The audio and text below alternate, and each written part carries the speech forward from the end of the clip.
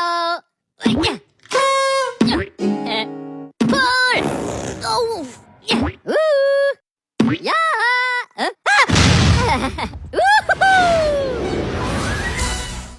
Assalamualaikum warahmatullahi wabarakatuh.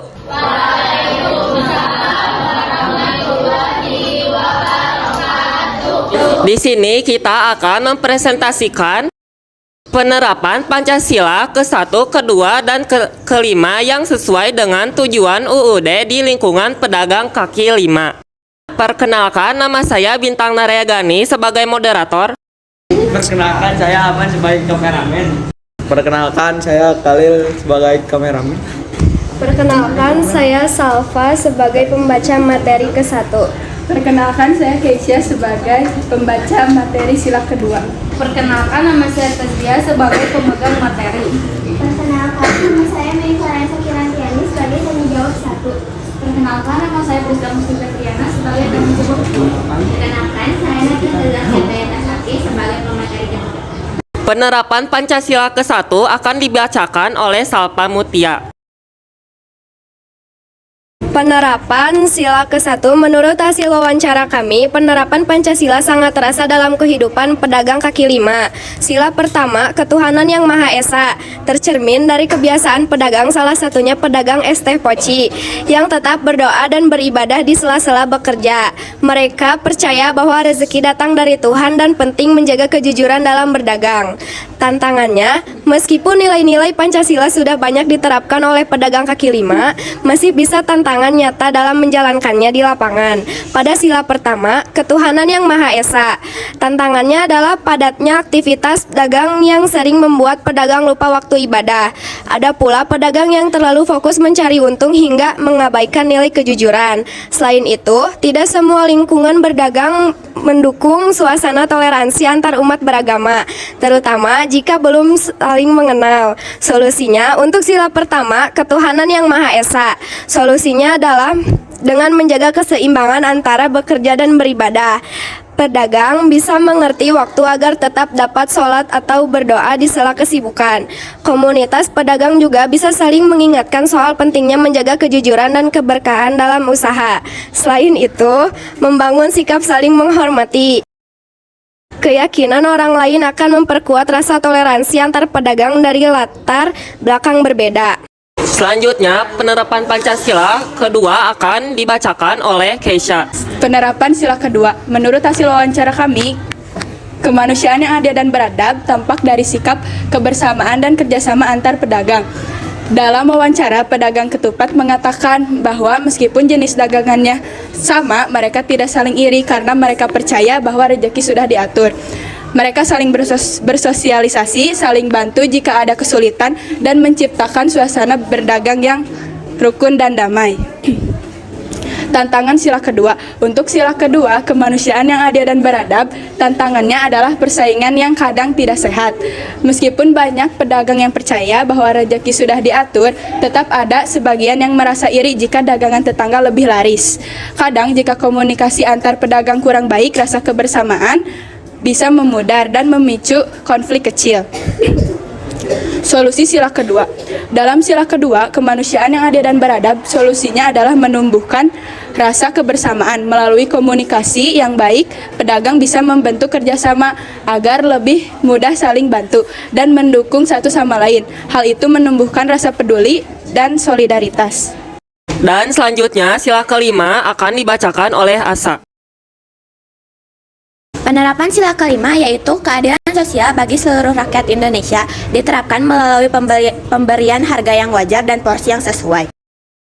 Pedagang juga memberi kesempatan bagi orang baru untuk berjualan tanpa merasa tersaingi secara tidak sehat.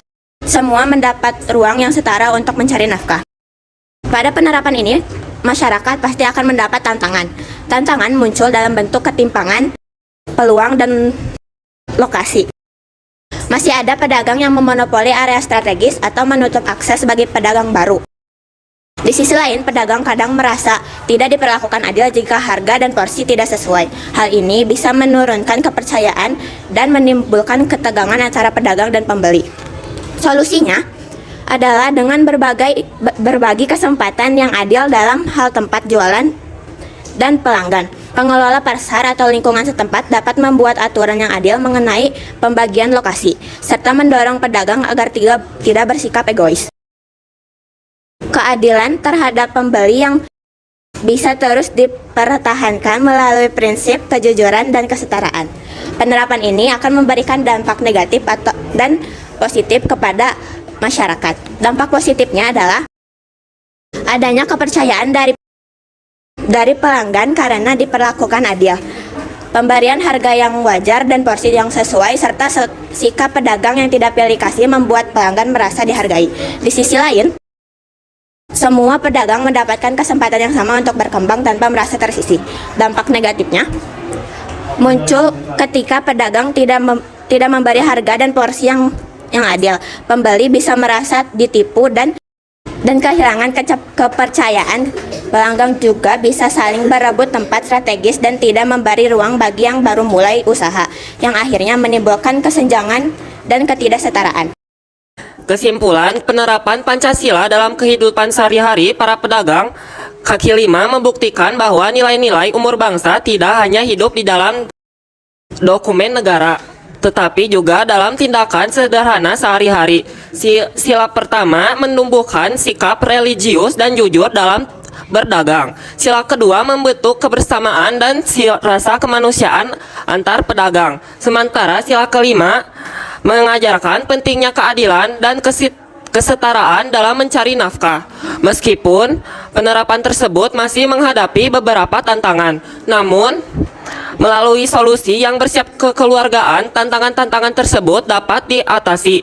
Dampak positif yang muncul sangat nyata, seperti terciptanya lingkungan dagang yang rukun, adil, dan bermoral. Sebaliknya, jika nilai-nilai Pancasila diabaikan, akan timbul ketegangan, ketidakpercayaan, dan perselisihan. Dengan demikian, pedagang kaki lima tidak hanya berperan sebagai pelaku ekonomi rakyat, tetapi juga dalam menjaga nilai-nilai Pancasila di kehidupan bermasyarakat. Selanjutnya, tanya jawab. Siapa yang mau bertanya?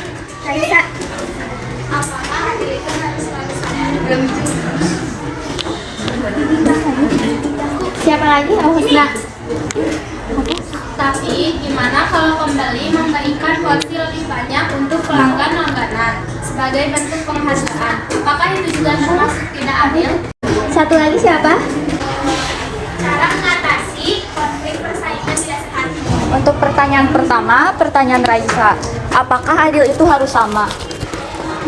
Adil itu tuh nggak selalu harus sama, tapi harus sesuai sama hak, kebutuhan, sama kondisi masing-masing. Yang penting nggak pilih kasih, nggak curang, sama nggak ngebeda-bedain antar pelanggan tanpa alasan yang jelas. Adil artinya itu memberi kepada orang lain apa yang menjadi haknya, bukan sekadar memberi ke semua orang itu tuh hal yang sama. Pertanyaan nomor 2 dari Husna. Tapi gimana kalau pembeli memberikan porsi lebih banyak untuk pelanggan sebagai bentuk penghargaan? Apakah itu termasuk tidak adil?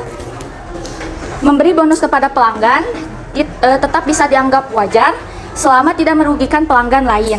Itu bukan soal pilih kasih, tapi bentuk apresiasi oleh pedagang kepada pembeli yang sudah selalu membeli di tempatnya.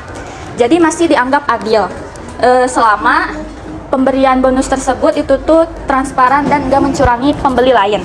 Nomor 3, pertanyaan Syafira, cara mengatasi konflik yang tidak sehat. Cara mengatasi misal konflik antar pelanggan yang tidak sehat itu tuh ada banyak caranya. Yang pertama, menjalin hubungan yang baik antar sesama para pedagang. Yang kedua, tidak saling mencurangi dan juga tidak melakukan banyak hal yang membuat pedagang lain merasa dirugikan. Sekian presentasi dari kami. Terima kasih atas waktu dan perhatiannya. Wassalamualaikum warahmatullahi wabarakatuh.